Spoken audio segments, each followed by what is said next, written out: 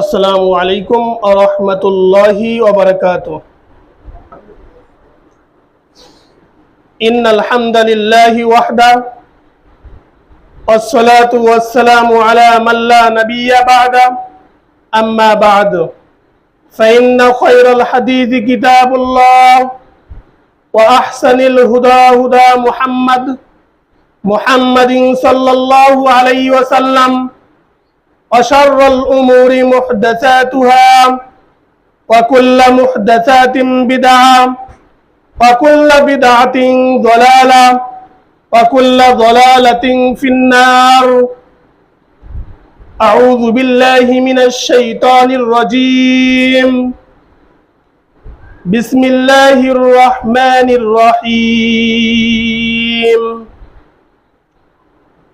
إنا أعطيناك الكوثر فصل لربك وانحر إن شانئك هو الأبتر. عن آية وقال الله تعالى واتل عليهم نبأ ابني آدم بالحق إذ قربا قربانا فتقبل من أحدهما ولم يتقبل من الآخر قال لأقتلنك قال إنما تقبل الله من المتقين. عن آية وقال الله تعالى ولكل أمة جعلنا مسكنا ليذكروا اسم الله من بهيمة الأنعام. عن آية وقال رسول الله صلى الله عليه وسلم عن ابن سلمة رضي الله تعالى عنه أن النبي صلى الله عليه وسلم إذا ترى الحلة إذا الحاج وأراد أحدكم أن يضاحي فلا يمسك عن شاعره فأظفر. رواه مسلم.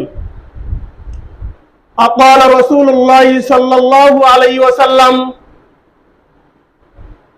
من وجد من شعائره ولم يضاحي فلا يقربن مصلنا. رواه ابن মাজাহ। আলহামদুলিল্লাহ, সকল প্রশংসা ও যাবতীয় গুণগান সেই মহান আল্লাহ সুবহানাহু ওয়া তাআলার দরবারে শুকরিয়া জ্ঞাপন করছি যে মহান আল্লাহ সুবহানাহু ওয়া তাআলার শুকরিয়া করে কখনোই শেষ করা যায় না।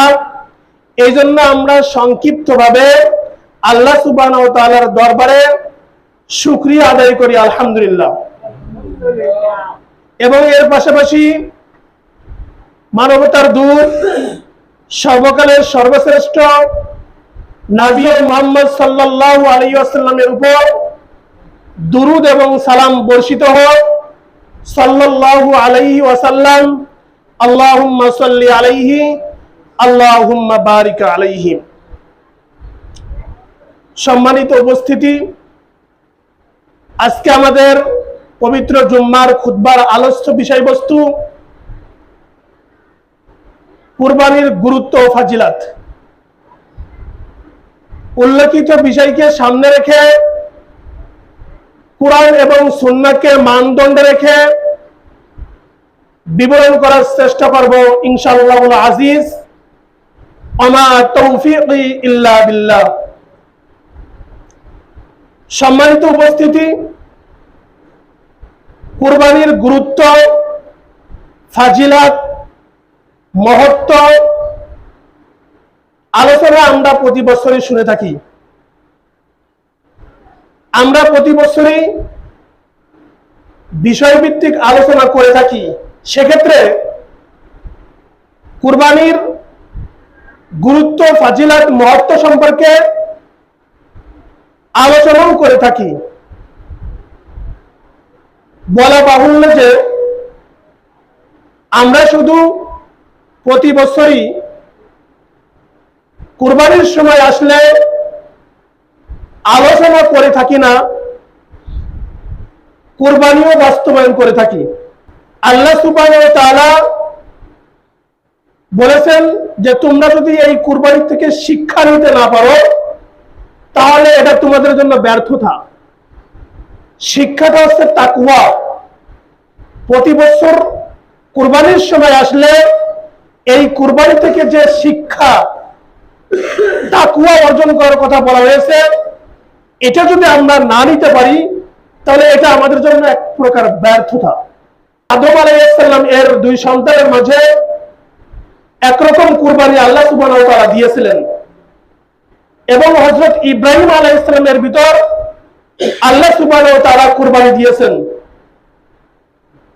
এবং পরিশেষে হযরত মুহাম্মদ সাল্লাল্লাহু আলাইহি ওয়াসাল্লামকে আল্লাহ সুবহানাহু ওয়া তাআলা কুরবানি দান করেছেন।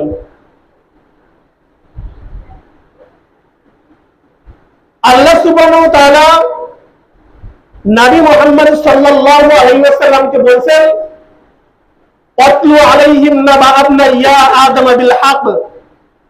হে মুহাম্মদ, আপনি আদমের দুই সন্তানদের কুরবানির ঘটনা দুনিয়ার বাসীদের সামনে পেশ করুন, তারা যেন আদম সন্তানের কুরবানির ঘটনা পরিষ্কারভাবে বুঝতে পারে। ইদ কাররাবা কুরবানা, যখন আদমের দুইটা সন্তান আল্লাহ সুবহানাহু ওয়া তাআলার নিকট কুরবানি পেশ করলো, ফালান তাকব্বালা আহাদুহুমা, অতএব দুজনের ভিতর একজনের কুরবানিকে কবুল করা হলো, আর একজনের কুরবানিকে কবুল করা হলো না। তৎক্ষণাৎ কুরবানি কবুল হলে বোঝা যেত, এবং কুরবানি কবুল না হলেও বোঝা যেত। তো ওই বিধান যদি আমাদের সমাজে এখন চালু থাকতো তাহলে বোঝা যেত কে কত বড় তাকওয়াবান, কে কত বড় আল্লাহ ভীরু, কার কুরবানি কবুল হচ্ছে বা কার কুরবানি কবুল হচ্ছে না, এটা পরিষ্কারভাবে বোঝা যেত। অতএব তখন তাদের মধ্যে কুরবানির পদ্ধতি এরকম ছিল যে এক ভাই অপর এক ভাই আর এক বোন একসাথে জন্মগ্রহণ করবে, এক বোন অপর ভাইয়ের সাথে বিবাহ করবে, অর্থাৎ একটা মেয়ে অপর ছেলের সাথে বিবাহ করবে, আবার অপর ছেলে অপর মেয়ের সাথে বিবাহ করবে। এরকম পদ্ধতি বিধান ছিল। যেহেতু আদম আলাইহিস সালাম পৃথিবীর প্রথম মানুষ, তার পূর্বে কোনো মানুষ ছিল না, এজন্য এই বিধান, এই পদ্ধতিটা ছিল। তখন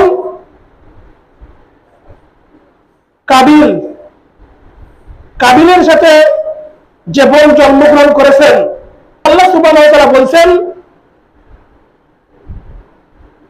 লা ইয়ানালুল্লাহু লুহুমুহা ওয়ালা দুহুমুহা ওয়ালাকিন ইয়ানালুহুত তাকওয়া মিনকুম। তোমাদের কুরবানির পশুর রক্ত, মাংস, হাড়, লোম কোনো কিছু আমার কাছে পৌঁছায় না, শুধুমাত্র লিত্তাকওয়া মিনকুম, তোমাদের তাকওয়াটাই আমার কাছে পৌঁছায়।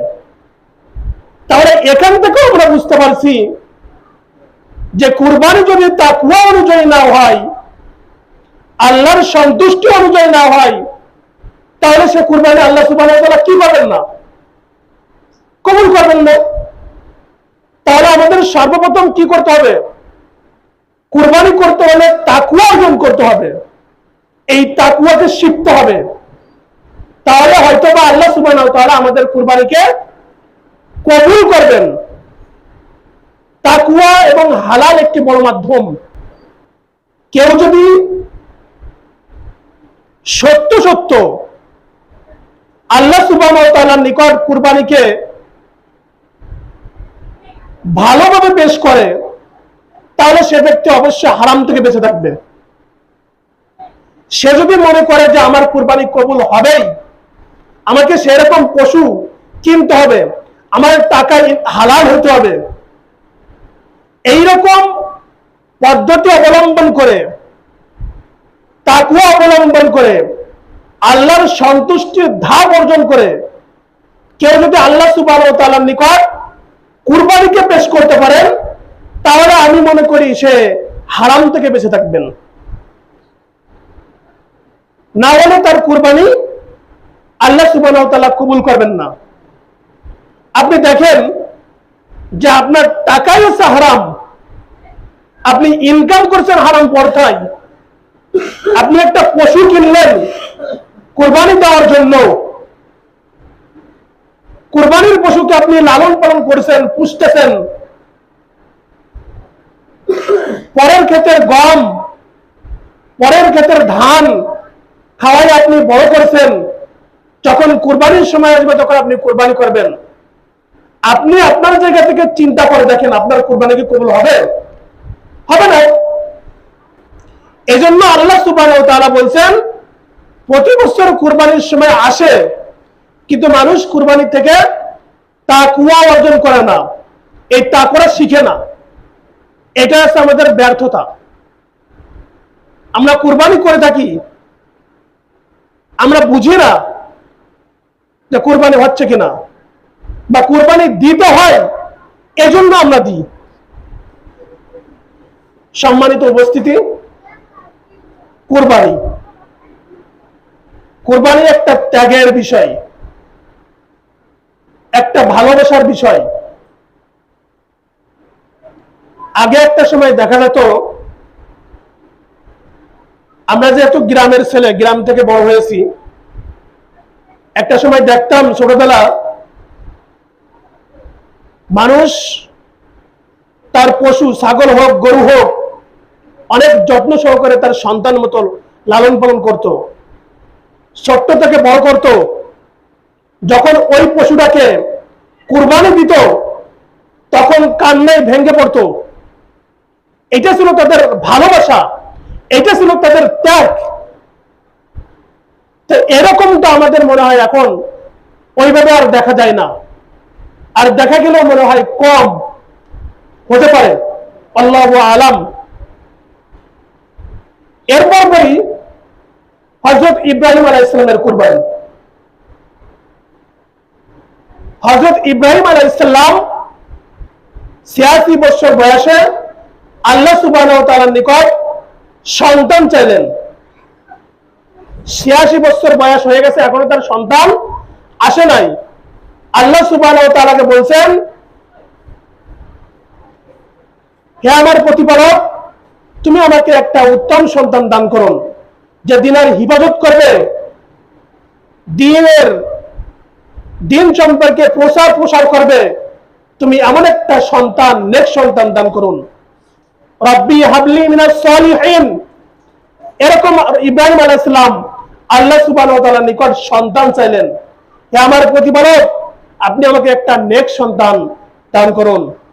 তখন আল্লাহ সুবহানাহু ওয়া তাআলা তাকে ঘোষণা দিলেন, ফাবাশশারনাহু বিগুলামিন হালিম। আমি তোমাকে একটা নেক সন্তান দান করলাম। সুবহানাল্লাহ। কিন্তু এই নেক সন্তান পাওয়ার পরেও আল্লাহ সুবহানাহু ওয়া তাআলার আদেশ, তাদেরকে মরুভূমিতে রেখে আসতে হবে। এটা আল্লাহ সুবহানাহু ওয়া তাআলার এক প্রকার আদেশ। তখন ইব্রাহিম আলাইহিস সালাম তার স্ত্রী হাজেরা এবং ইসমাইল আলাইহিস সালামকে মরুভূমিতে রেখে আসলেন। যখন মরুভূমিতে রেখে চলে যাচ্ছেন, হাজেরা ইব্রাহিম আলাইহিস সালামকে বলছেন, এটা কি আপনার আল্লাহর আদেশ? ইব্রাহিম আলাইহিস সালাম বললেন, হ্যাঁ, এটা আল্লাহর আদেশ।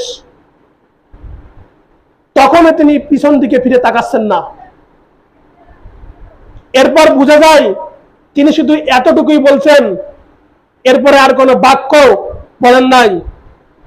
এরপরে যখন আল্লাহ সুবহানাহু ওয়া তাআলা ইব্রাহিম আলাইহিস সালামকে স্বপ্ন দেখাচ্ছেন, আল্লাহ সুবহানাহু ওয়া তাআলা বলছেন, ফালাম্মা বালাগা মাহু সাইয়া, যখন সন্তানের বয়স এমন পর্যায়ে চলে গেছে যে চলাফেরা করতে পারে, দৌড়াতে পারে, হাঁটাচলা করতে পারে, মানে তার পিতার সাথে চলাচল করতে পারে, এরকমটা বয়স হয়ে গেছে। তখন আল্লাহ সুবহানাহু ওয়া তাআলা ইব্রাহিম আলাইহিস সালামকে স্বপ্ন দেখাচ্ছেন। তখন ইসমাইল আলাইহিস সালামকে বলছেন, হে আমার আদর্শ সন্তান, আল্লাহ আমাকে স্বপ্ন দেখাইছে যে আমি তোমাকে যাবে করছি। তখন ইসমাইল আলাইহিস সালাম বলছেন, ক্বালা ইয়া আবাতি ফাআল মা তুমার, হে আমার পিতা আপনি তাই করুন। ইয়া আবাতি ফাআল মা তুমার, আল্লাহ আপনাকে যা আদেশ করেছেন আপনি তা বাস্তবায়ন করুন। দেখেন কত বড় ধৈর্যশীল থাকলে, কত বড় ধৈর্য হলে এরকম কথা, এরকম উত্তর দিতে পারে। সাতাজিদুনি ইনশাআল্লাহু মিনাস সাবিরিন, অবশ্যই আপনি আমাকে ধৈর্যশীলদের সাথেই পাবেন ইনশাআল্লাহ।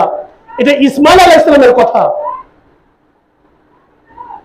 তা আল্লাহ সুবহানাহু ওয়া তাআলা ইব্রাহিম আলাইহিস সালামকে ৮৬ বছর বয়সে একটা পুত্র সন্তান দিয়েছেন।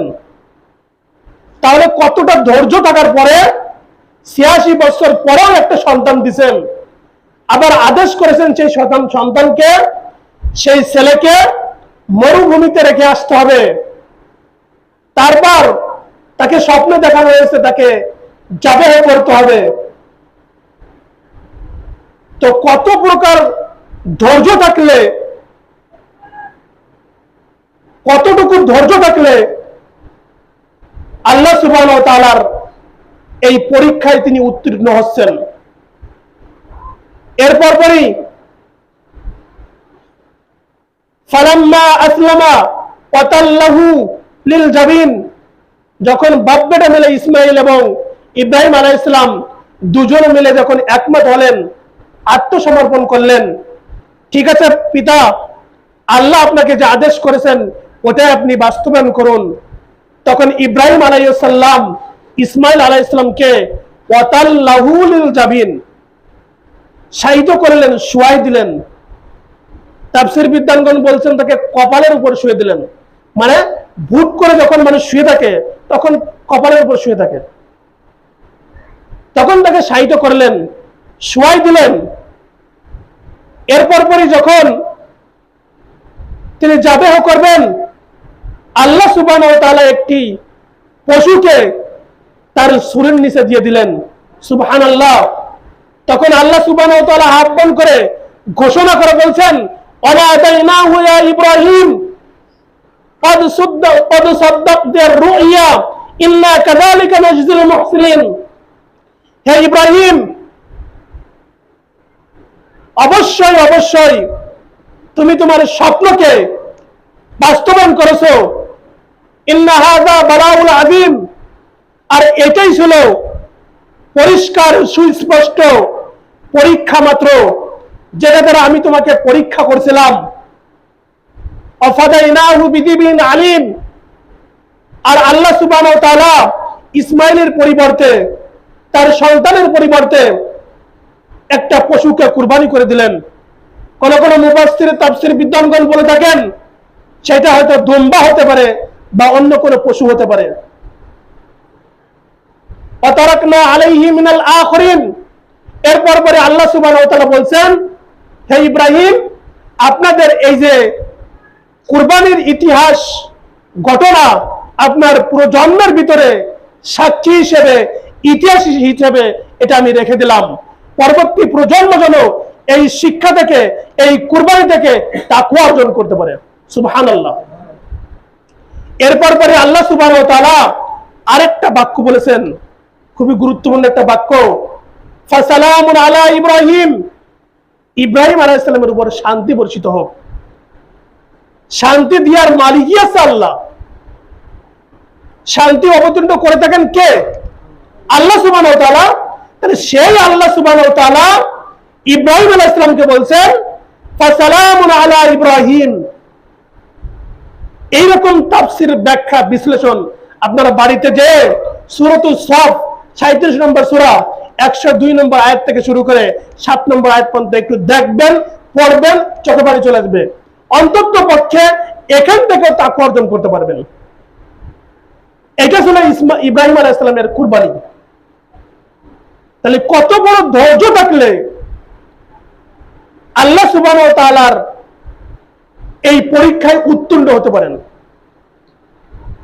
কিন্তু আমাদের এই ইব্রাহিম আলাইহিস সালামের কাহিনী, ঘটনা কিছু কিছু মানুষ বলতে গিয়ে একটু বেশি বাড়াবাড়ি করে ফেলে। অনেক সুর দিয়ে এমন ভাবে বলে, মানুষও বিশ্বাস করে, মানুষ সেটা শোনে, মজাও পায়।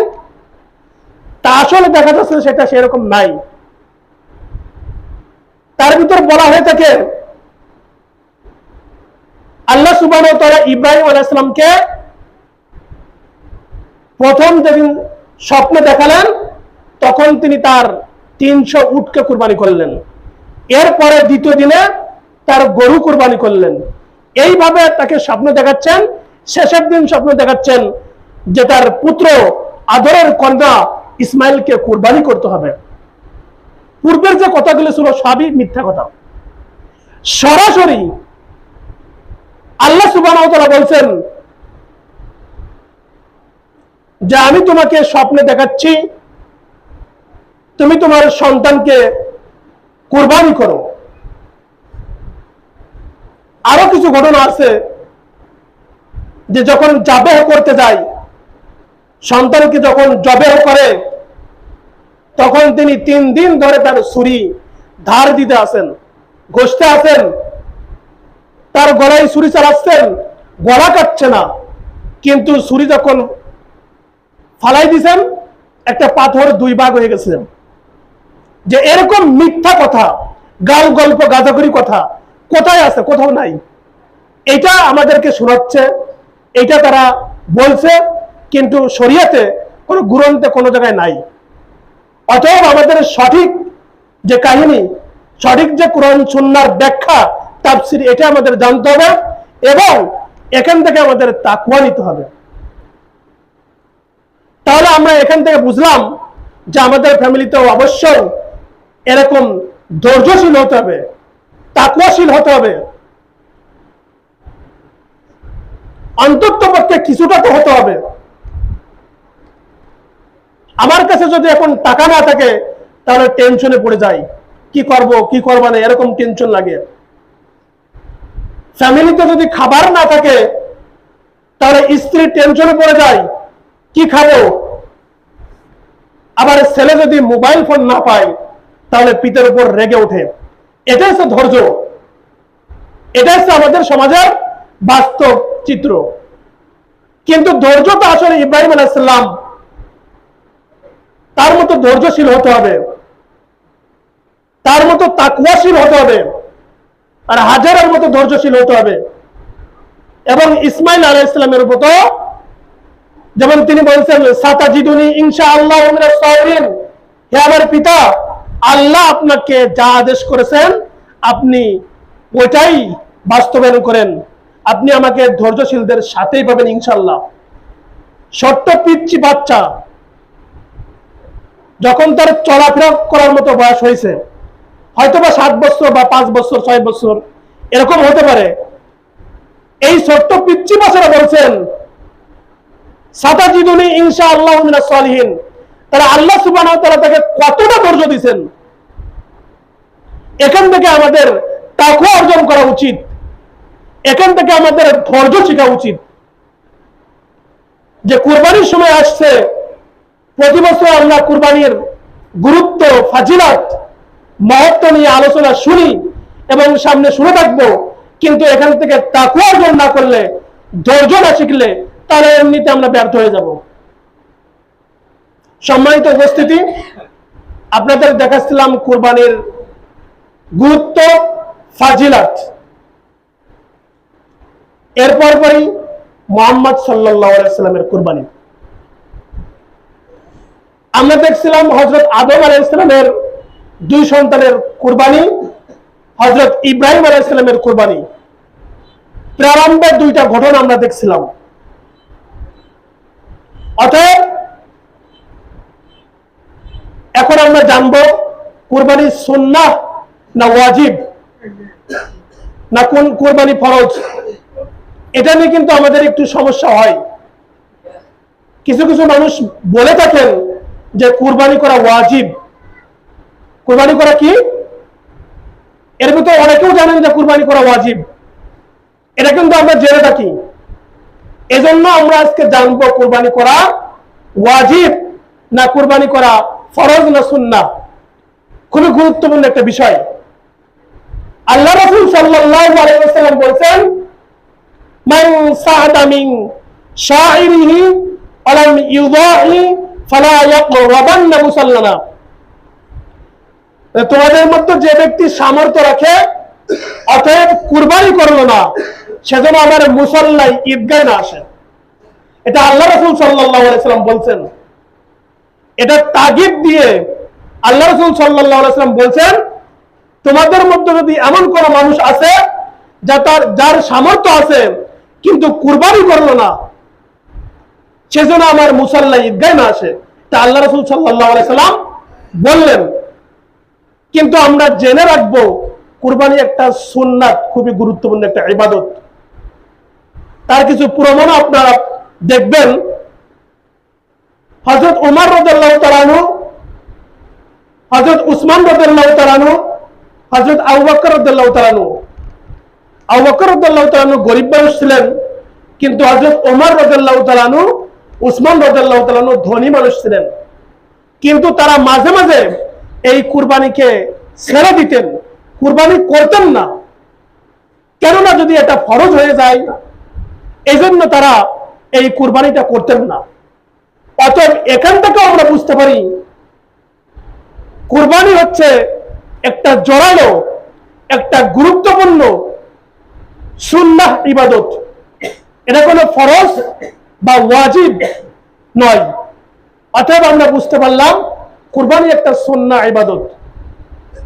আরেকটা প্রমাণ, আল্লাহ রাসূল সাল্লাল্লাহু আলাইহি ওয়াসাল্লাম বলেছেন, ইযা দাখালাল আশরা ওয়া আরাদা ফাহাদাকুম আই ইউদাহি ফালা ইউমসিক মিন শাইরিহি ফাযফারহি। যখন তোমাদের মধ্যে জিলহজ মাস শুরু হয়, অতএব ইযা রাআল হিলালি জিলহজ্জি, যখন কেউ জিলহজ মাসের চাঁদ দেখতে পায়, তখন সে যেন ওয়া আরাদা আহাদাকুম আই ইউদাহি, তার চুল এবং নখ যেন না কাটে।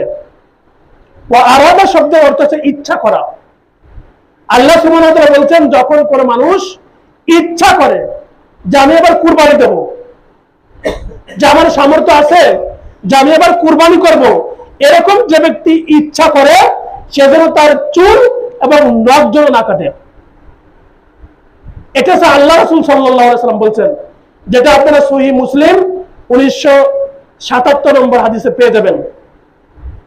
তাহলে এখান থেকে বুঝলাম যে কুরবানি একটা সুন্নাহ ইবাদত, কুরবানি একটা জোরালো ইবাদত, যেটা ইব্রাহিম আলাইহিস সালামের সুন্নাহ। তাহলে কুরবানি কখনো ওয়াজিব হতে পারে না, কুরবানি কখনো ফরজ হতে পারে না। আপনার সামর্থ্য থাকা সত্ত্বেও যদি আপনি কুরবানি না করেন, তাহলে তাতে কোনো সমস্যা নাই। কিন্তু কুরবানির যে ফাজিলত, কুরবানির যে নেকি, এখান থেকে আপনি বঞ্চিত হবেন। অতএব সওয়াবের আশায়, নেকির আশায় আপনি কুরবানি করবেন। তাহলে আমরা পরিষ্কারভাবে বুঝতে পারলাম কুরবানি হচ্ছে একটি সুন্নাহ ইবাদত, জোরালো সুন্নাহ, ইব্রাহিম আলাইহিস সালামের সুন্নাহ। আল্লাহ সুবহানাহু ওয়া তাআলা আমাদের সবাইকে এই কুরবানির গুরুত্ব, ফাজিলত এবং মহত্ব বুঝার তৌফিক দান করেন। আল্লাহুম্মা আমিন।